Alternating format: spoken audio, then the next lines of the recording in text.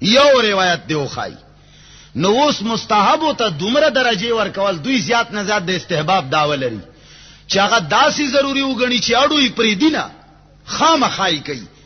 دوی چرته سنتونه بعد اوسه پر یو ځل دعا پرې خېدا الکه پرې خېدا چرته په خطایم نه پری دي، نو دا گویا کې مستحب واجب ګڼل شي. دا خو لکه چې ته واجب ګڼې. نو فرمایي فاذا كان هذا المتعمق او المتشدد معلم قوم ورئيسهم ظنوا ان هذا امر الشارع ورضاه وهذا اداء رهبان اليهود والنصارى. امام شاہ ولی اللہ 120 جلد نمبر 1 حجت اللہ البالغہ کی لکھی فرمائی چې کله داسې مولا او داسې متعمق او داسې متشدد چې هغه مستحب نه فرض او واجب جوړي، وای داسې سړی چې کله د قوم مولا جوړ شي، معلم جوړ شي، یا د قوم مشر جوړ شي، ظنوا ان هذا امر الشارع، وای د قوم ساده خلک دا ګمان کوي چې دا د کم کارونه کوي دا به د شریعت حکم وینو. همدا ساده کنه، دا ساده مسلمانان دا ګمانو کی چې زمنګ مولوی سی بي کوي دومره پټکې والے دی او دومره خېټه دا ماشاءالله چې دا کار کوي، خو نو دا به خامخه دا الله حکم وي. نو دا خو عوامو ته پته نه لګي چې دا دومره نه لایق خلق دي. دا قوم خلق پکار دالې چې دا واوري غوګ ورته کیږي.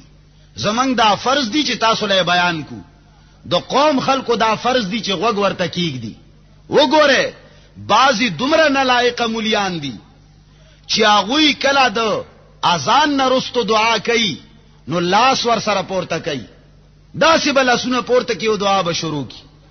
الکا شریعت کې داسې زې نشتا چې هغه کې دعا نه، شریعت کې داسې زې نشتا چې هغه کې شریعت طرف نه یواسه دعا منقوله او ماسوره نه. خو شریعت کې هر دعا سره لاسونو پورته کول نشتا. جمعات ته چرانه نوځي دعا کوي کنه کوي، لاسونو ور سره پورته کوي نشتا. لاسونو پورته کول جمعات د چوزه لاسونو پورته کوي، لیټرین ته چنه نوځي دعا شته کنه نشتا. څوک ور سره لاسونو پورته کوي؟ کور والا سره چې شپې سړې کورواله کوي دعا شته کنه نشتا. اللهم جنبنا الشیطان وجنب الشیطان ما رزقتنا، لاسونو پورته کوي هغه ټیم کې. امدارنګي بانګ د بانګ نرستو چې کومه دعا د دې کې لاسونه پورته کول نشتا. روټه نرستو چې کومه دعا د هغه کې لاسونه پورته کول نشتا. نو شاه ولی الله رحمت الله علیه فرمایي چې دا نالایق مولا چې دله دا پته نه لګي چې الکه د بانګ نرستو لاسونه پورته کوي شي کنه شي پورته کوي. خو وایي چې د کوم قوم چې د مولا شي نو هغه قوم والا سادهګان عاجزان وایي چې دا خو ان هاذا امر الشارع، دا خو د شریع امر دی چې دی کوي، خو خدای به فرمایلی همدا څه ده کنه. ورضاه دا بد الله رضای وی وهذا اداء رهبان اليهود والنصارى، وی دا طریقه د يهودو او د نصاراو د مليانو وا. يهودو او د نصاراو مليانو دغه طریقه و دا غوي دین زکه تباہ او برباد شو، دین ګډ وډ شو. نن هم يهود او نصارا په کفر کې لګیا دي کنه دي لګیا؟ حالانکه هغه وی چې منګه آسمانی دین منو. هغه سوای ګوره دا هغه چې کم انجیل ده، دا هغه چې کم کتاب ده هغه اسمان نه را نازل ده کنه ده نازل. هغه وی چې کتا سو ته قران اسمان نه راغلی ده، مونږ ته انجیل اسمان نه راغلی ده. خو تاسو هغه ته کافر وایي که مسلمان؟ زکه ورته کافر وایي چې دا هغه دین د مليانو نه لایق مليانو د لاسه تبا شوی ده. چې شوی ده نه لایق مليانو د لاسه تبا شوی ده. لہذا د تحریف اسبابو کې شاه ولی الله رحمت الله علیه یو شیدا وګڼل چې خلق مستحب سيزونه لازم په ګڼلو کې، نو دا د دین کې د تحریف ایوا طریقه ده.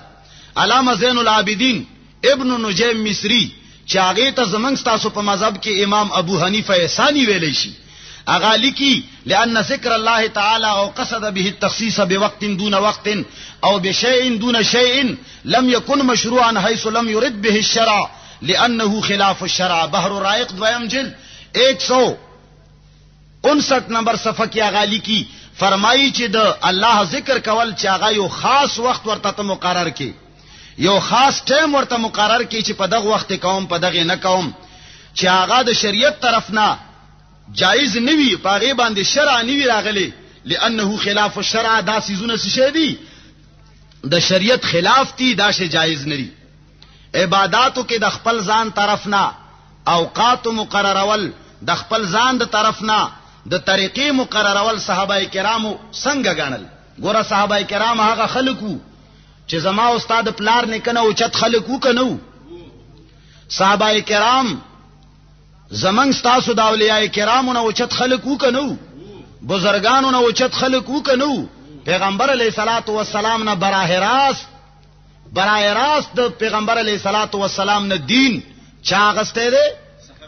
اللہ فرمایا آمنو کما آمن الناس، تم ایسا ایمان لاؤ جس طرح صحابہ کرام ایمان لائے تھے. تاسو داسی ایمان راوڑے لکا سنگ چه صحابہ کرام راوڑے ہو. یعنی دا غوی ایمان اللہ دا پارا معیار دے. وہی چه کستا ایمان دا صحابہ دا ایمان پشانوی نو ٹک دے، کنی ماتا نہیں قبول. صحابہ دمرا چت خلق دے. دا غوی یو واقع در تب بیانوم. عبداللہ ابن مسعود رضی اللہ تعالی عنہ ډیر لوی شخصیت ته. د فقه حنفی مدار د عبداللہ ابن مسعود په شخصیت باندې ده. فقه حنفی مدار په عبداللہ ابن مسعود باندې ده. هغه یو ورځ په یو جمعات باندې تیرې ده. په جمعات کې ذاکرین ناس تو ذکر کوونکي داسې حلقه لګولې وا او په یو پکې منیټر وو. امنیټر ورته وی چې سلزله لا اله الا الله وای. دوی بټول لګیا شو، گیټر اغستې وی کانی غوندې سشګي مګي سشه به راغستیو، پاغو باندې سلزله لا اله الا الله وی. بیا به وی چې سلزله الله اکبر وای، بیا به وی سلزله الله اکبر وی. نو چې کله عبد الله ابن مسعود ور باندې تیر شو، وی لیدل وای ورېدل چې یو پکې منیټر دې په یو ځای باندې ذکر کوي. نو ورغه ورته وی چې تاسو څه کول؟ هغه ورته وی چې منګه خو تکبیر او تسبیح او تهلیل وې، ذکر مو کولو. څه شی مو کولو؟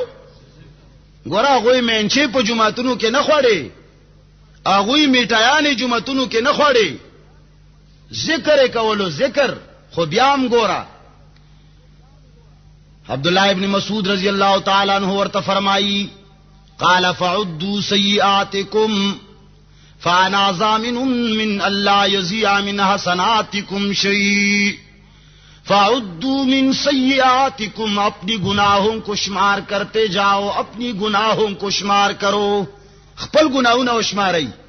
تاسو چې د کم کانو باندې الله اکبر لا اله الا الله په یو ځای وایي، دا طریقه مونږ ته پیغمبر نه و خودلې. تاسو خپل گناہونه وګڼئ.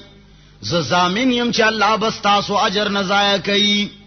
ویحکم یا امت محمد، ویحکم، ډیر افسوس ته در باندې اې د محمد رسول الله امتا. عبد الله بن مسعود هغه خلکو ته وی ویحکم یا امت محمد ما اسرع هلاکتکم. وی سمر زر تباہ او هلاک شوي، سمر زر. پرون پیغمبر علیہ السلام وفات شوه دی، لا خو پکې زر کاله سل کاله دو کاله کالم نه دی تیر شوه. ما اسرع هلكتكم هؤلاء الصحابه نبيكم متوافرون. وی سمر زر تاسو هلاک او تباہ شوي، دادی صحابه کرام لا تر اوسه پورې ژوندۍ. وهذه ثيابه لم تبل، د پیغمبر لا تر اوسه پورې کبړې زړې شوي نه دي. وانیته لم تکسر، لا د پیغمبر لوخي مات شوي نه دي. لا خو پرون یا خو بل ورځ پیغمبر علی السلام وفات شوه دی او تاسو دومره زر هلاک شوي، ځان نه مو عبادتونه شروع کړو. بیا ورته وای او مفتح باب ضلالت، ایا تاسو د گمراهی دروازه کولاوي؟ صحیح کول جمعات کې سکول په زور وای، جمعات کې سکول. عبد الله ابن مسعود ورته وی او مفتح باب ضلالکم او مفتح باب ضلالتن، آیا تاسو د گمراهی دروازه کولاوي؟ د گمراهی دروازه. فقالوا والله يا ابا عبد الرحمن ما اردنا الا الخير. ورته وی چې اے ابا عبد الرحمن، یعنی اے عبد الله ابن مسعود، والله من خو اراده نه کړې مگر د خیر اراده مو کړې دا. من خو نیک کار کولو، ذکر مو کولو، ذکر مو کولو. قال عبد الله ابن مسعود ورته فرمای وکم من مرید للخير لن يصيبه. وی ډیر داسې خلک شته چې هغه د خیر اراده لري لیکن خیر ته ور نږدې هم نه دي. ډیر داسې خلک شته چې اراده د خیر لري خو خیر ته ورنږدې وای تاسو خو اراده د خیر ده خو دا کار د خیر نه دی ځکه چې پیغمبر داسې مونږ ته ندی ویلي. نو اوس نن سبا خلک په پنځلسی کې چرګان لالای خیراتونه غوخه او پلاونه پکې کوي د عوام خلکو اراده د ثواب ده خو په جمعات کې چې کم مداهن مولا دی د هغه اراده د خېټه ډکولو ده. هغه وایي چې خدای دې د دوی اړو ثواب ومکي خو چې زما برتونه او ګیره غوړ شي. امدارنګي چې دا کم ختمونه کیږي په دې روزه کې ختمونو نه بعد خلق میټایان او چایونه جمعات ته راوباسي. دې باندې به ان شاء الله زه خبره کوم سبا تفصیلی د جمعې پر ورځ ان شاء الله. که زندگی وی خو اسه اشارتن دا قاریان او دا د یوې جوړې غله او دا د یوې چای او پیاله او د یوې رسګولې د میټای غله دوی د خپل خېټې لپاره عوام په اور باندې چولي. پکاردار چې عوام د خپل قاریانو نه تپوسو کی چې ورته وایي چې منګ ته مشر مقتدام وي تر روانې منګ در پسیو کته جنت ته زې منګ در سره جنت ته روانیو او کته جهنم په لور روانې نو منګ خو در پسیو آلریډي اتوماتیکلی در پسیو. منګ ته دا کم کارونه چې کوي دا منګ ته وخایا د کتاب حواله راکا منګ ته پیش کا چې دا شی په شریعت کې شتا. یاد ساته جمعتونو کې دا نمونه د میټایانو خوراکونه او د چای راستل شرعاً دا د جمعات بی عزتی او بی حرمتی دا او په ختمونو باندې دا میټایانو تقسیمول دا احسن الفتاوا کې وګوره هغه ورته ناجایز لیکلي دي بدعت لیکلې وي. نور فتاوی د دیوبند وګوره بهر صورت ما خبره دا کوله چې هغه ورته وایي چې منګه خود خیر اراده کړی دا تاسو خو چې خیراتونه کوي خود خیر په نیت کوي کنه. عبد الله ابن مسعود ورته فرمایي وکم من مرید للخير لن يصيبه ډیر خلک د خیر اراده لري خو ورنږدې نه دي. اغه نه علاوه شیخ الاسلام ابن دقیق العید عبد الله ابن مسعود رضی الله تعالی عنہ د دې واقعې متعلق لیکي. دا کوم واقعه چې ما بیان کا دا سنن دارمی کې امام دارمی رحمت الله علیه په جلد اول صفحه نمبر 49 کې ذکر کړی دا. احکام الاحکام جلد 1 صفحه نمبر 52 کې ابن دقیق العید لیکي لقد جئتم ببدعه عظما. وی عبد الله ابن مسعود ورته فرمایل چې دا ذکر چا کولو دغه ته وي لقد جئتم ببدعه عظما ولقد فضلتم اصحاب محمد علما. ورته وی چې تاسو ډیر تور بدعت راوړو لوی بدعت مراوړو. ولقد فضلتم اصحاب محمد علما وی تاسو د صحابه کرامو نه په علم کې اوچت خلک یې تاسو د صحابه کرامو نه اوچت خلک یې چې صحابه کرام دا کارونه نه کوي هغه داسې نه دي کړی او ته وایي چې دا د خیر کار دی او دا خو ثواب دی. جمعات کې به خېټاور پاسي او به وایي چې ګورای مستاسه خدا ډیر ارمیشاب وو ځنه مولایان خو به کله وی او کله بنی د فلانی شي مخالفت مکه خېټاورات دی کتاب او سنت کې دا شی وخایا. کم کار چې ته په عوامو کوي منګ وایي چې خیر دې ته نه 300 کیلومتر یو خره خو په جایزه طریقه باندې وخره په ناجایزه مخره ته نه. نو به هر صورت دومره لوی جلیل القدر صحابي آغا دې عمل ته بدعت وایي ځکه چې پیغمبر علی السلام دا غسینو فرمایلی. ام دې ذکر بالجهر په باره کې مشهور فقيه ده بزازی الحنفی ورته وایي. امدارنګي ابن عابدین رحمت الله علیهم لیکلی دي فتاوی بزازیہ علی هامش الهندیہ جلد 6 صفحہ نمبر 378 شامی جلد 6 صفحہ نمبر 398 اغالی کی عن فتاوى القاضی انه حرام لما صح عن ابن مسعود انه اخرج جماعه من المسجد يهللون ويصلون على النبي جهرا وقال لهم ما راكم الا مبتدعين. وی فتاوی قاضی خان دالی کلی چې په جهر باندې ذکر کول دا بدعت ته په جهر باندې په زور باندې ذکر کول څه شی دی لما صح عن ابن مسعود زکه چې ابن مسعود رضی الله تعالی عنہ نه دا روایت صحیح نقل دی انه اخرج جماعه عن المسجد چې عبد الله ابن مسعود ورته وی شاملی کی چې زه تاسو نه وینم مگر تاسو بدعتیان یې دا کم عمل چې کوي دا د بدعت عمل دی، دا جایز نه دی. ګوره فقهاو هم ورته بدعت ویلې دی، حالان کې ذکر الله او رسول ویلي دي چې کوي، خو چې د ځان نه پکې طریقه مقرره کړه نو څه شو؟ بدعت شو.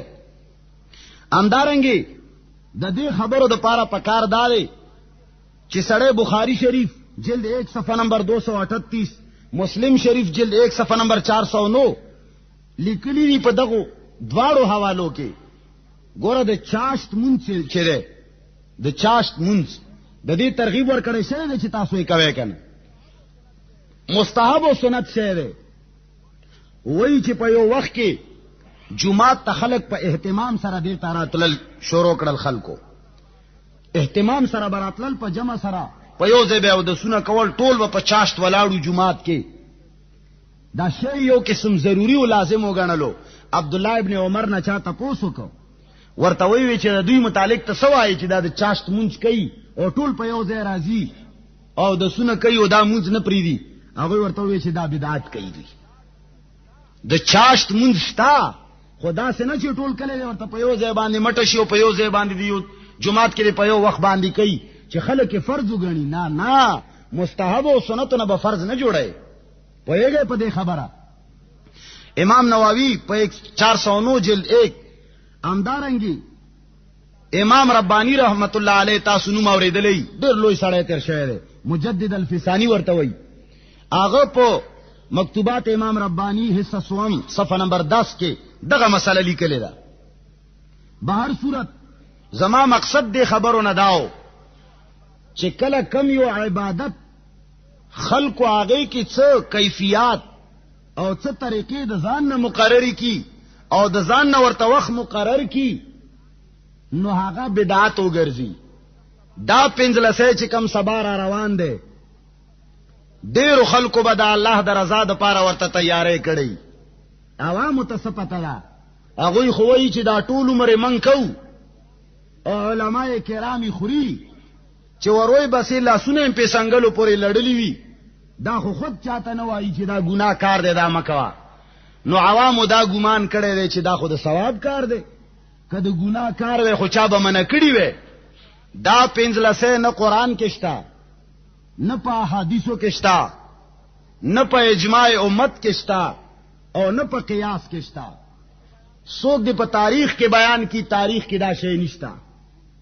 څوک دې په کمزوري روایت کې بیان کی چې لغونډې سند ثابت وي، مونږ ته دې وښایي چې دا پنځلسه پکې یا دا د مردگان اختر پکې. زمونږ مردگان شته، دنیا کې داسې سړی نشته چې هغه مړی نه لري، هر څوک مړی لري. پلار نیکه غور ټر دار چا وفات شوی، نو بیا به مونږ نیکونو لپاره اگے مگے سری کو چیرې سبا ستا اختر دی او په قبر به ورته کیدو چې دا سبا جنگوا. ځکه چې نن سبا مسلمانان خو په اخترونو کې اگے جنگي، جواریان کوي. نو عزیزانو کم شی چې د شریعت نه ثبوت نه لري، کم شی چې د شریعت نه ثبوت نه لري، دوی کله کله دا اعتراض وکي چې مړه خکار دې منه خو هم نه دراغلي. څه شي نه دراغلي؟ منه نه دراغلي. پیغمبر علیہ الصلوۃ والسلام نے حضرت عائشہ صدیقہ رضی اللہ تعالی عنہا نقل کی، من عمل عملا ليس عليه امرنا فهو رد، من عمل عملا ليس عليه امرنا فهو رد. چاچی یو دا سے عمل وکړو چې هغه باندې جناب محمد رسول الله صلی الله علیه وسلم امر نه کړي، فهو رد. عمل کته ورته ډېر فواید الله او د رسول طرف نه مردود دی. دا روایت مسلم شریف کې وګورئ، جلد نمبر 2 صفحہ نمبر 77، ریاض الصالحین کی صفحہ نمبر 118 کی، بخاری شریف دویم جلد صفحہ نمبر 1092 کی، امام احمد رحمت اللہ علیہ په مسند احمد کی جلد 6 صفحہ نمبر 144 کی نقل کړي وي، من عمل عملا ليس عليه امرنا فهو رد. چاچی یو داسې عمل وکړو چې الله او د رسول طرف نه ور باندې حکم نشتا، نو فهو رد، هغه عمل مردود ده. نو ته چې دا کوم عمل کوي نو ته مالا په دلیل وخایا چې تا ته پیغمبر ویلی وی چې ته داسې کوا یا صحابه کرامو کړی، ځکه چې پیغمبر علیه الصلاۃ والسلام فرمایلی وو، هغه فرمایلی وو خیر القرون قرنی ثم الذين يلونهم ثم الذين يلونهم خير القرون قرني ثم الذين يلونهم ثم الذين يلونهم وی بہترین زمانہ د صحابہ کرامو زمانہ دا د پیغمبر زمانہ دا ثم الذين يلونهم بیا بہترین زمانہ اور پسے تابعین زمانہ دا ثم الذين يلونهم بیا اور پسے بہترین زمانہ دریم نمبر کې د اتباع تابعین زمانہ دا پیغمبر فرمایي چې دا درې زمانه بهتره زمانی دي په دې درو زمانو کې چې کم کار بحیثیت شریعت بحیثیت دین بحیثیت ثواب شوه ده نو هغه د ثواب کار دی هغه کوي او که درو زمانو کې یو کار بحیثیت ثواب بحیثیت دین نه ده شوه رستو چا ایجاد کړي دي نو هغه قبول نه وي ځکه تفسیر ابن کثیر کې امام ابن کثیر رحمت الله علیه لیکي هغه فرمایي کل قول و فعل لم يثبت عن الصحابه فهو بدعه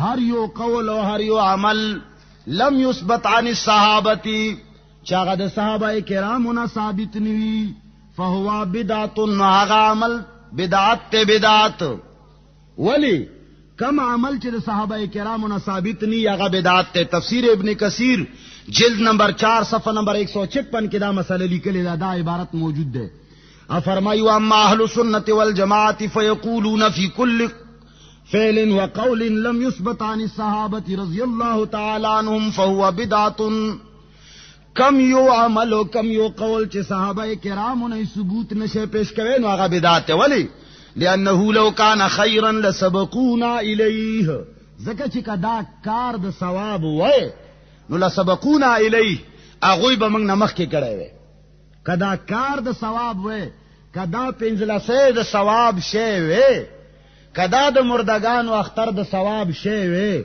نو په ایمان وای د ثواب کار به پیغمبر پریدي د ثواب کار به صحابه کرام پریدي او ته په پنځلسمه صده کې دومره لوی بزرګ راغلي چې ته وایي چې دعا خود دیوبند کتابونو نه ز ثابتوم ستا پلار به ثابت نه کی ته خو لا پرېدا ولې دا کتابونه موږ نه دی ویلي دا کتابونه موږ د کدوانو پالي ویلي دي پکار خدا دې چې کم سړی په میدان خبره وکي کتا سره داغي ثبوت وی په میدان وای چې دا شېشتا ما هرځه کې چې مسله کړی دا ما دا ویلي دي چې کم عالم په دې خبره کې شک وی اوس تیرا پاسی خبره دیو کی ولی خاموش کینی رستو غیبت ولی کئی منگ دا ویو چه سنتو نباد پا جمع دعا ثبوت نشتا سنتو نباد پا جمع دعا پیغمبر ندا کڑی صحابه کرامو ندا کڑی تابعینو ندا کڑی اتباع تابعینو ندا کڑی پا فقہ کی نشتا پا فتاوو کی نشتا پا احادیثو کی نشتا په قران کې نشتا او مطلق دعا نه چې څوک منکر شي کافر دی دعا نه څوک چې منکر شي کافر دی مونږ وایو چې ټول ورځ دعا کوا او کله کله اتفاقا په جمع باندې وشو هم څه ګناه نشتا خو همیشه ثبوت نشتا څوک چې نه کوي هغه اوفق بالسنت عمل کوي ټول ورته بدعات ویلي دي د فتاوا د دارالعلوم دیوبند مشهوره فتاوا ده کفایت المفتی مفتی اعظم هند مفتی کفایت الله رحمت الله علیه لیکلی دا کفایت المفتی نوم ده 9 جلد دا هغه په دریم او په څلورم جلد کې لیکي النفائس المرغوبه دا غیر رساله ده دا ټول حواله د نور الازاح هم پکې راغستې دي هغه ویلي دي چې سنت او نبات په جمع دعا ثبوت نشته ته داغه نه زیات دیو باندې نو به هر حال ابن کثیر فرمایي لانه لو کان خیرا لسبقونا الیه کچره دا د خیر کار وې نو صحابه کرامو به موږ نه مخ کې کړو لانهم لم يتركوا خصله من خصال الخير الا وقد بادروا اليها زکا چې یو خیر کار داسې نه دی پاتې شوی مگر صحابه کرامو موږ نه مخ کې هغه تمنډه کړې نو کدا درويشتم سورتونه ان شاء الله په دې به مستقله خبره کوم من سره د کتابونو هم شته حواله هم شته او پڑھاو کړي موم دي ان شاء الله کدا درويشتم سورتونو شپه دا د پنځلسی شپه، دا د 28م شپه، او په دې باندې خیراتونه او د خوراکونو په خول یا دا ختمونو نه بعد قاریانو له جوړې ورکول، هغوی له پیسو ورکول او هغوی له چای را ایستل او میټایانې تقسیمول په جماعتونو کې، کدا د خیر کار وې نو پیغمبر به کړو. پیغمبر د خیر کار پریدي، صحابه کرام د خیر کار پریدي، نو صحابه به کړو، زمنګ امام اعظم صاحب به کړو، اتباع تابعین به کړو. زمنګ دا ایمان دی چې پیغمبر یو عمل نه دی کړی، صحابه یو عمل نه دی کړی، تابعین یو عمل نه دی کړی، اتباع تابعین یو عمل نه دی کړی. قران کې نشتا، حدیثو کې نشتا، فقہ کې نشتا، فتاوو کې نشتا د دیوبند. منګ وایو چې هغه کار به د خیر نه، چې په دې دومره کتابونو کې نشتا نو د خیر کار نه دی. تا یا ما د ځان نه ایجاد کړی. نو عزیزانو د دې بدعاتو نه ځانونه بچ کئ. کورونو کې تاسو باندې فرض دي او بال بچ د پاره څه شیخ شه په خوي هر ورځ په خولې شي. بال بچ نفقه واجب ده هر وخت او ټولو نه خیرات هغه دی چې په خپل بال بچ سړی وخوري. کيو سړی کور کې بال بچ نه هر ساتي بار خلکو له خیراتونه کوي، الله یې نه قبلای. الله تدا سي خیراتونه قبول نه دي چې په کور کې بچي باندې نه خوري او بار پینون جوړي. خیرات هغه دی چې هغه خپل بال بچ باندې کور کې وخوري. نو دا کم سيزونه، دا کم پنځلسی، دا کمی طریقې چې ایجاد کړی دي باز خلکو د خپل جیب د فائدې لپاره، نو هغه به د خېټې لپاره جهنم ته ځي. ما او تول جهنم ته لاړ شو. کم شی چې بدعت ته په شریعت کې نشتا هغه به ان شاء الله نکو. او زه خويندو میندو ورونو ټولو نه دا توقع ساتم چې کم شی شریعت کې نشتا ان شاء الله ځانونه به ساتي. کوم جمعهتونو کې چې ختمونه شروع دي کلاو غوګونو سره دی واوري، اټولو ناول خو ختم په لوډ سپیکر کې کول صحیح نه دي، ځکه چې قرآن په لوډ سپیکر باندې ویلې شي غیر چاپیر خلک ورته غوږ نګدي. نو دا ټول خلک چې ګناګاریږي دا ضرورت شرعي نه ده. ترجمه چې منکو مسائل چې علما بیانوي هغه ضرورت شرعي ده. هغه نه د خلکو خبرول فرض دي، خزو ته د تقریر आवाज رسول فرض دي، امدارنګي بار خلکو ته د مسائل رسول د قران د ترجمه رسول فرض دي. هغه موږ د فرض د ادایګۍ د پاره داسې کو. د قران کریم ختم په ترویخو کې دا سنت ته او په لوډ سپیکر کې ویلي سنت نه دي او نه ضرورت شرعي ده. ځکه چې بغیر د لوډ سپیکر نه هم د خپل محلي چې کم مقتدیان در پسې ولاړ دي غوي اوري. په لوډ سپیکر باندې ختمونه مکوي، مریضانو ته دینه تکلیف رسی.